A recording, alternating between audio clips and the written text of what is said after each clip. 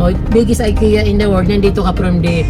So look at the building Kapromde pa, very iconic, napaka parang panoramic yung mga views nila pag pinuntahan dito Kapromde. Tapos nandito rin yung Conrad Hotel na isa sa pinaka sikat na hotel dito sa buong Asia, Philippines, in the whole world. And yung simbahan ni Henry C na pinatayo dito,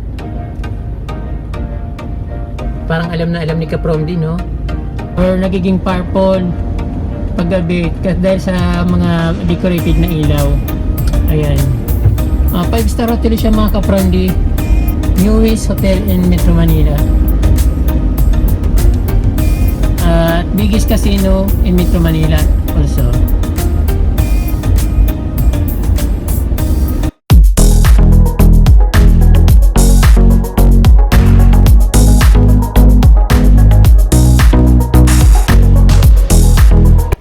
Kapromde, ito papunta kami ng MUA. So galing kami dito ng CCP Complex, Roas Boulevard, CCP Complex, tapos didiretso kami ng MUA. Kasi yun ang pinakamalapit na dito kung babalik kami ng Manila doon sa mismong Hidden Garden na dapat pupuntahan namin. So alanganin, sobrang traffic dito sa Roas Boulevard. So nakikita namin papunta kami dito. So kumain muna kami dito kasi tanghali na gutom na kami sa kalakad. So siguro later ko na lang puntahan yung pag may time ako yung Hidden Garden sa Manila. Kasi nakapunta na kami ng Intramuros. So ngayon ang target namin papunta sa Mall of Asia. Ayan. Kayo ko pa tinanggal. Kapromde, kung bago lang po kayo sa aking channel, don't forget to subscribe para updated po kayo sa aking mga bagong videos. So ngayon nandito ako sa Manila, kaya puro Manila yung ipopost ko. Pansamantala lang naman to kasi syempre naka sa province ako base. Makikita nyo rin ang garden ko doon pagbalik ko. Tapos syempre nami-miss ko rin yung garden ko. Kaya pansamantala dito muna ako sa Manila. So, tapos yung dito na ako pinakain ng friend ko sa sa Roas Boulevard Complex. So hindi na ako nagdala ng gimbal kasi kala ko okay lang, pero okay na, hindi naman ako masyadong gumagalaw, kaya ito okay naman yung dito. Napakaganda ng scene dito mga Kapromde. Ayun, kung ano yung nakikita nyo, yun na yun mismo sa yun na yun mismo sa personal. So balak namin pumunta ng Hidden Garden kaso parang mahirap yata. Nadaanan na namin pero parang walang parking. Because si Kapromde, no? May gaharap talaga ng parking. So may sasakyan kasi yung friend ko mga Kapromde. Ay yung friend ko, kasama ko siya, pinakain niya ako dito sa nag-Jollibee kami, tag 2 piece kami ng chicken. Ayan ang kinain, tanghalian namin ngayon. Medyo mainit na kasi kaya parang nakakatamad gumala at maglakad sa sa mga kung saan dito sa Metro Manila. Dapat medyo bandang hapon at medyo maaga pa.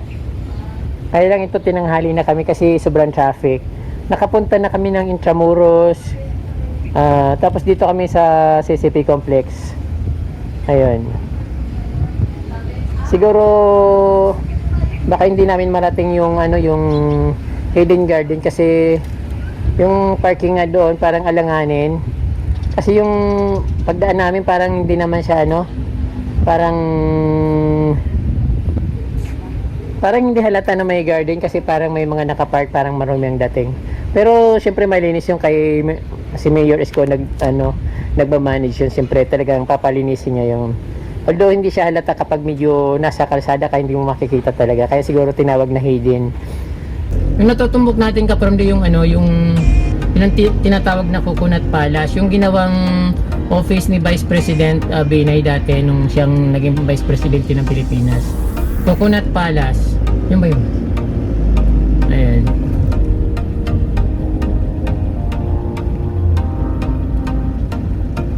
Parang regular day din naman dito sa Manila Kapromde kahit lockdown at pandemic. So yung traffic hindi naman nagbabago, ganun pa rin karami yung mga sasakyan. Coconut Palace yan mga Kapromde. Tapos yung nakikita natin na building dito sa yung sa gilid, ang tinatawag na Dati Western Philippine Plaza, ngayon Sofitel Hotel na siya ngayon. Tapos dito naman sa Philippine International Convention Center. So nakapasok na rin ako diyan, medyo maganda rin naman yung diyan. Yung loob niya. Ayan. The Coconut Palace dito sa CCP Complex. Sofitel Hotel. Ang hirap magbigay ng paliko-liko.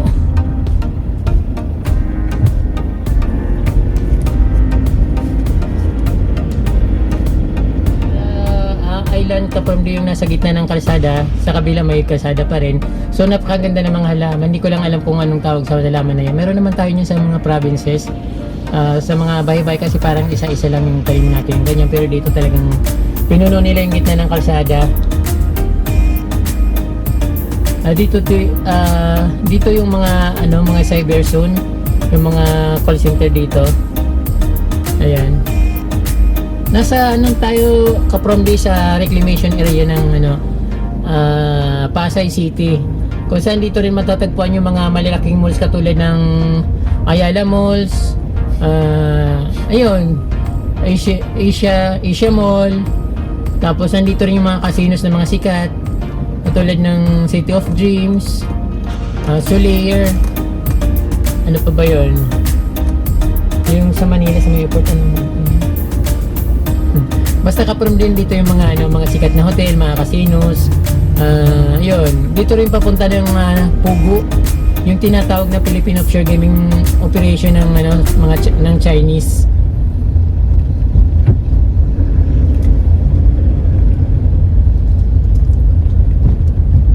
Para ako nasa Singapore, Kapamdi. Singapore, Hong Kong, Taiwan, the same din naman dito. Parang ganito rin sa kanila. Feeling mo naman nakarating na ako sa feeling ko naman nakarating na ako sa mga bansang sinasabi ko. Nakikita ko lang kasi Kapamdi sa mga sa mga videos, kaya nasasabi kong ganun. Ayun Kapamdi, nandito na tayo sa mismong compound ng SM Mall of Asia. Ayan, yung look dito, ang daldal ko, no?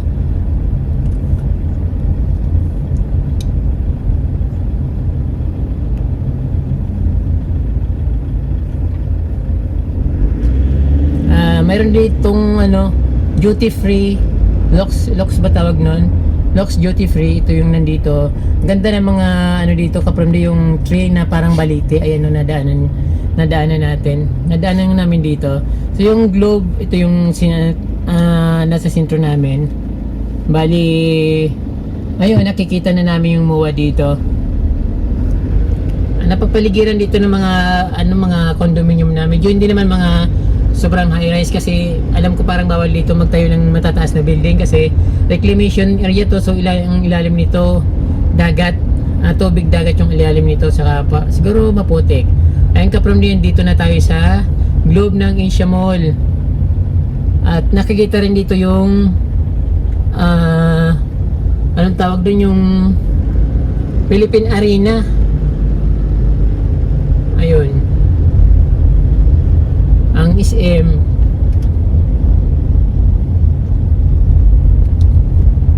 Namimiss ko mag-travel Kapamdi sa bundok.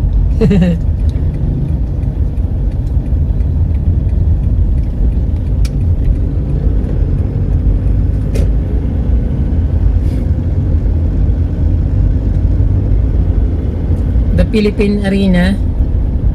Ay, Asia Arena pala to Kapamdi, hindi Philippine Arena. Kasi yung Philippine Arena nasa Bukawi.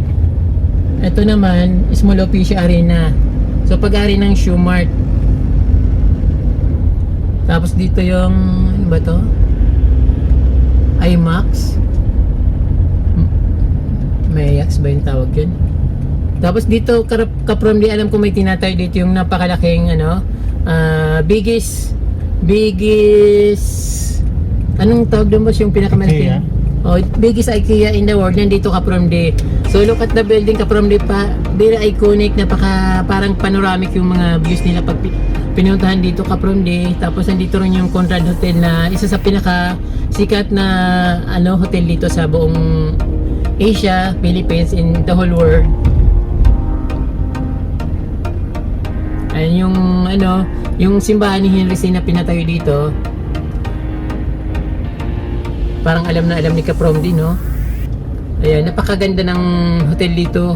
Building na bago Kaprom din. Hindi ko alam kung ito yung hotel yata ito Kaprom din. Hindi ko maano kasi NU, National University Kaprom din. Alam ko binili na kasi ni Henry C yung ano, yung National Universities. Kaya mayroon na sila ditong ano, mayroon sila ditong building. Ayan. Welcome to SMDC. Conrad Hotel. Ang very famous na Conrad Hotel dito sa Manila. Very iconic yung building niya. At siyempre ito papunta na tayo sa mismong tabing dagat kung saan maraming namamasyal dito tuwing hapon. Tapos may mga nagja-jogging din tuwing umaga.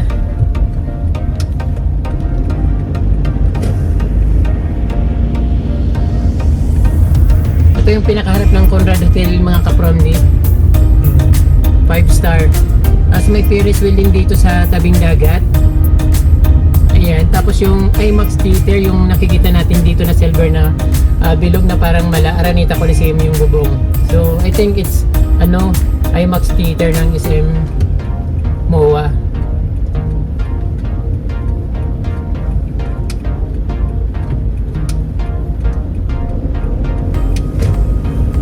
Napakalaki ng Conrad Hotel. Sana maka-check-in man lang ako dyan kahit overnight in the future. This time hindi ko kaya kahit nga sa mag-motel ako, hindi ko kaya magbayad.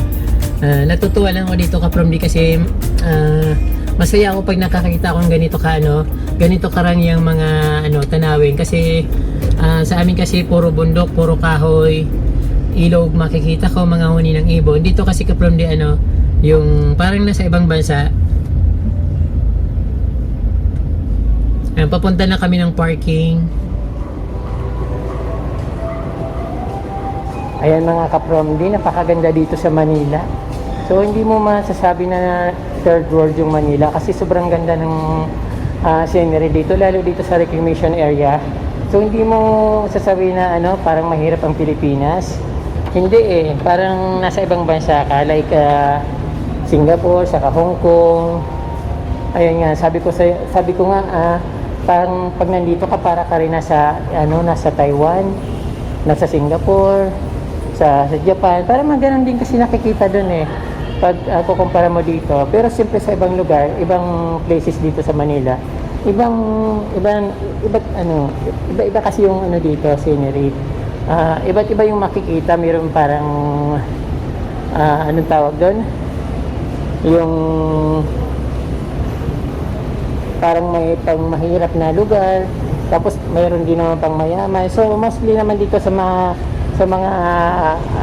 lugar sa Manila, mga ganito yung makikita mo. Kung talagang sasadyain mo yung talagang papakita mo na mahirap yung Pilipinas, mahirap yung Manila, at kung ano yung negative dito sa Manila, talagang makikita mo kagad yung negative kasi yun ang hinahanap mo So hindi naman lahat na lugar dito ganun, kaya yun ang makikita dito, medyo maganda naman at hindi naman siya pang pang world class na rin yung dating niya.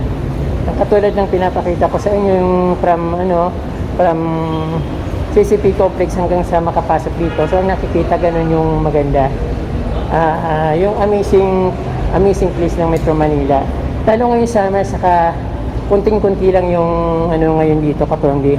Kunting-kunti lang yung mga tao ngayon kasi yun nga, lockdown at pandemic. So bilong-bilo yung paglalakad dito.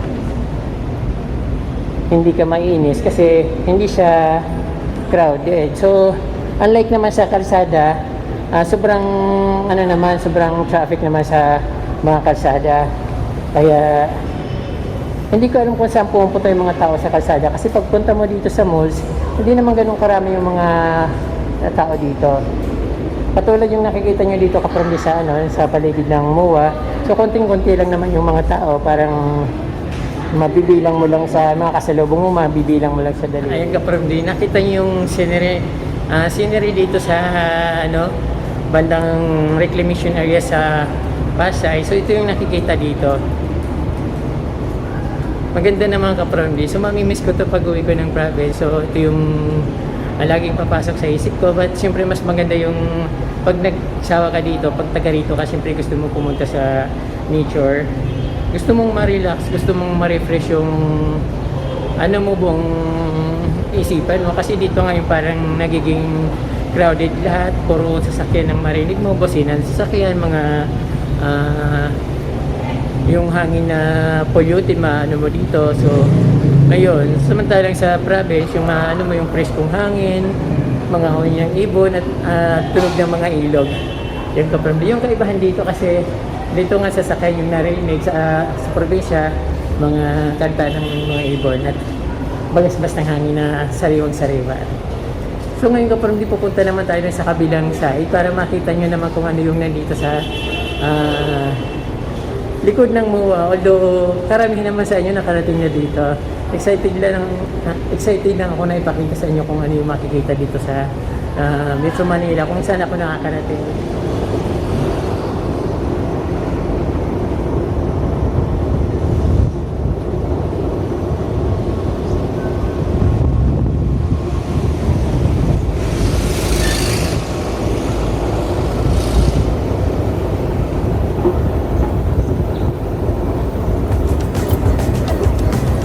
Ayan, sobrang init ngayon dito sa lugar na ito. Pero wala naman ibang pupuntang kasi no choice. Dito lang talaga yung place na pwedeng puntahan dito sa Mall of Asia. Bukod dun sa napakagara nila mga buildings na ginawa nila. So dito lang, so masarap yung hangin dito ka-Promdi. Napakaraming nagpapahinga. Ayun, natanaw ko na naman yung dagat. Gustong gusto ko sa may dagat. Parang nakikita ko yung Visayas, Boracay, Mindanao, parang gano'n yung nakikita ko palagi sa mga videos na parang na masaya.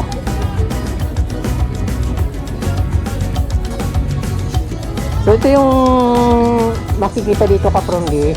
Siyempre wala nang ibang makikita dito kundi yung napakalawak na dagat, mga barko sa gitna ng dagat, mga parang dati may mga luxury ship dito pero wala akong nakikita dito. Pero doon sa malayo parang mayroon. Ayan. Sobrang init dito ka-Promdi. Tapos ito yung dito nakikita yung mga kainan, mga stalls. So halos nabibilang sa daliri yung mga tao ngayon dito kasi tanghaling tapat. Hindi ko lang alam kung napupuno ito paghapon.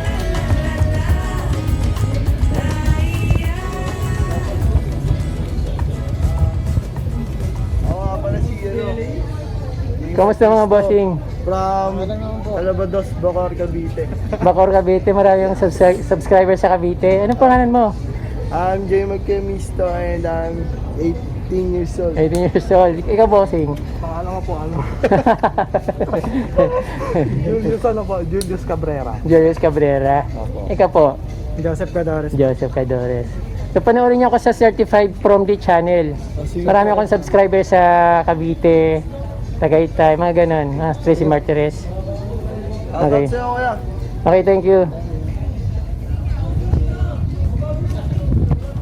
Ato ka-Promdi, may nakilala na naman ako dito. Nagpakilala sila, tinatawag naman nila ako. So, kinuha ko na rin yung pangalan nila. So, okay naman. So, hindi naman nila ako nakita, kaya hindi naman nila ako makikilala kung ako ba yung vlogger na nagba-vlog doon. So ito ka-Promdi yung mga nakikita dito, mga stalls. Maliit na kukunti yung mga tao. So sobrang init, siguro mamaya padadami yung mga tao dito. Hello.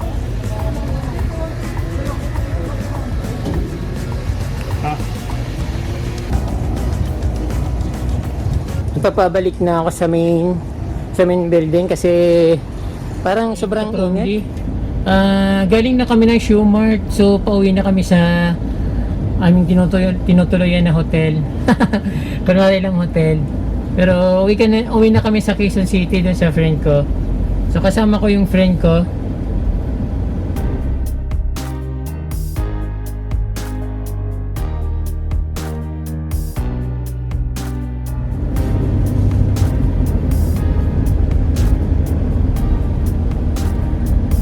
Ito palabas na ng ano, SM compound. Pero nandito pa rin kami sa loob ng loob ng SM compound. So papunta pa lang kami sa exit. Bali ang daan namin, dadaan kami sa ano, yung bagong Skyway from dito sa ano, from south to north. So mag-exit kami sa Balinta. Saan tayo mag-exit, boss? Araneta. So Araneta Avenue kami mag-exit galing dito sa Pasay. So as usual Kapron Day, yung sinasabi ko sa iyo na parang first world na yung ano dito sa bandang simula ng Makati hanggang dito sa Pasay kasi develop na siya. Pwedeng matatawag natin na first world kasi maganda na siya. Same din sa ibang bansa na palaging nakikita natin na developed countries.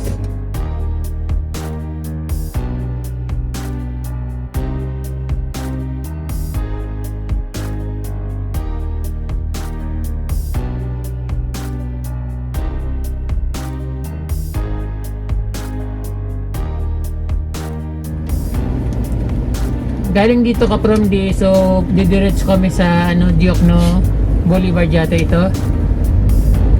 Papuntang ano? Papunta sa Okada. papuntang Okada. Yung pinakabagong casino dito, hotel casino sa dito sa ano, reclamation area sa Pasay City. Wow, ganda. First world, first class.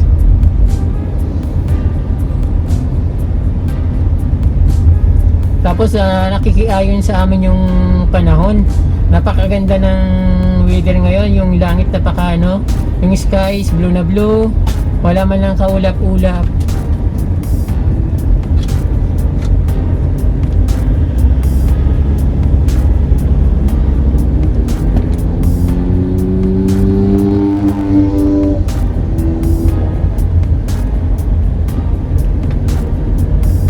Bakit may humaharang? Parang may rumi pala yung salamin ng sasakyan, kaya pala parang lagi ako may nakikita parang ano, aratilis yung pala nasa salamin.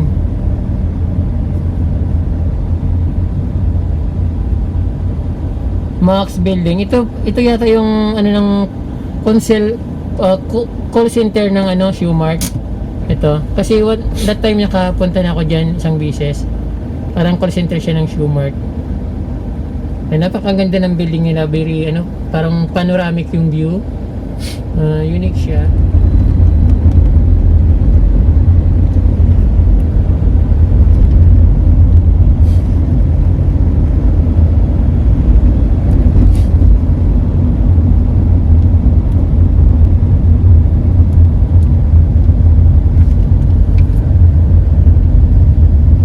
Ayun ka from yung ano, yung nakikita natin dito na building ay ang Soler Resort and Casino. So ayan, isa sa pinakamagandang hotel dito sa Metro Manila at sa buong Pilipinas, yung Soler. I think nasa top 5 siya at nasa number 1 place siya ng mga 5-star hotel dito sa Pilipinas. Number 1 spot siya. Tapos ito naman yung pinakabagong mall dito sa ano, sa Pasay, itong ano, Ayala Mall. Hindi ko pa napapasok 'yan. Pero sana makapasok din ako diyan sa darating na mga panahon.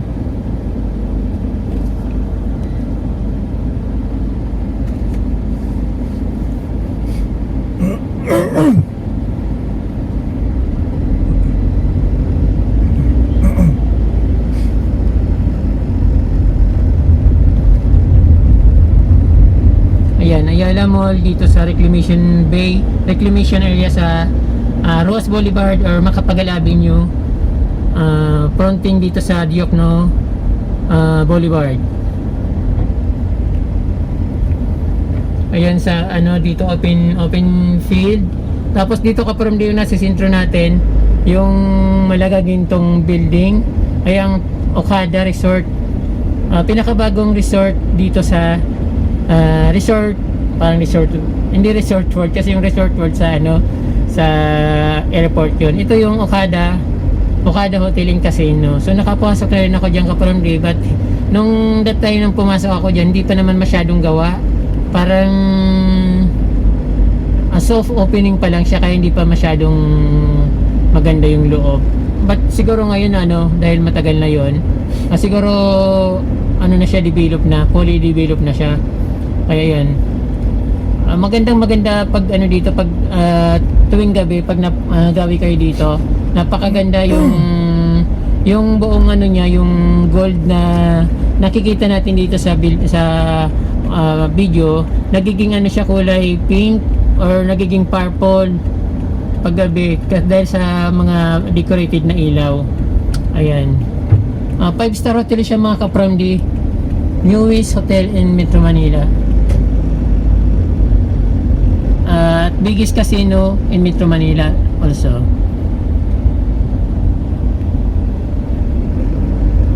And going na to sa airport, Skyway. sa Skyway. Sa Skyway kami dadaan mga ka-Promdi, kasi hindi pa ako nakakadaan doon. Sabi ng friend ko, Saka libre pa. idadaan niya ako doon. Sa Kalibre wala pang tools, wala pang tollway yung Skyway, kaya magandang dumaan doon ngayon. Saka hindi pa ako nakakaraan doon.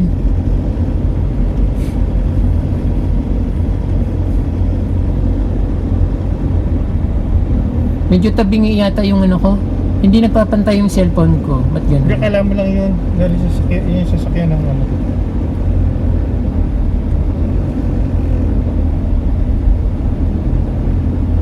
Yung kalsada yata yung tabingi.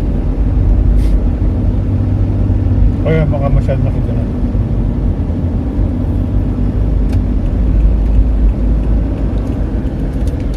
Ayun. Kala ko nito, lobo yung pala. Dumi pala sa salamin. Sabi ko, ba't hindi natatanggal yung Skyway na to, boss? Ito, simula na ng Skyway. Sa Skyway going from south to north. So, makakaraan ako dito for the first time. At wala pang tollway, wala pa siyang toll fee. Sa hindi ko na ipakita sa inyo yung City of Dreams, kasi hindi na kami dumaan doon. Pero natatanaw dito, pero ang layo na eh. This is Manila, ka-Promdi.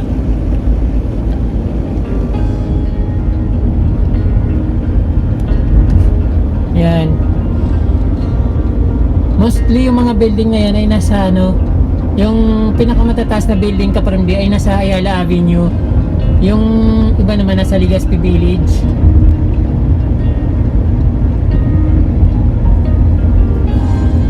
Yan, na Makati Skyline.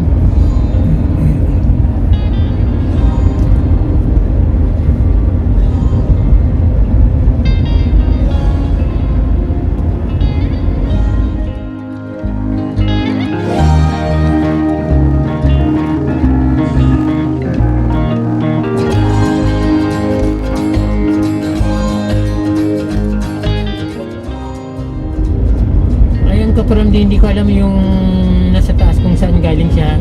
But parang nasa siya, hindi naman siya Buendia, Ayala Avenue.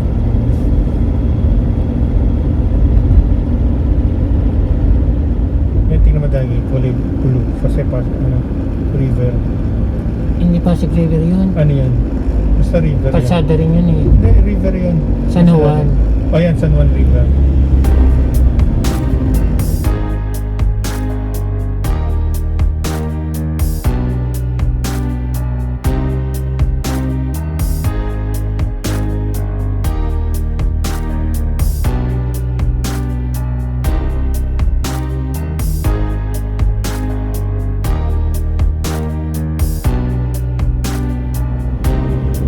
Tumatabingi yung camera. Ay yung sa lang talaga sa kalsada. Saan yung kalsada? Yung balugtot yung kalsada. Ayan,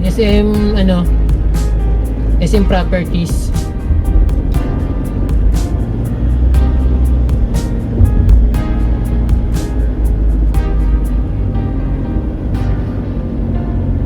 Aranita, Avenue, Quezon City. Pagka sa Boulevard tatadaan, nababa na tayo dyan. Pero pagka dun sa Diretsong Valenzuela na. Ang lapit nga eh. Na? Alis natin. Imagine ano pag nasa ano pa lang tayo, Ayala. Kung saan siya tayo, di ba?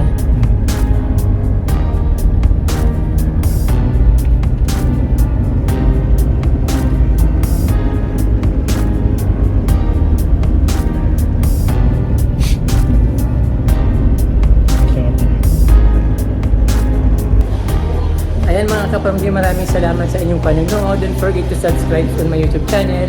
At huwag niyo pong kalimutan i-share ang video. Mabalos!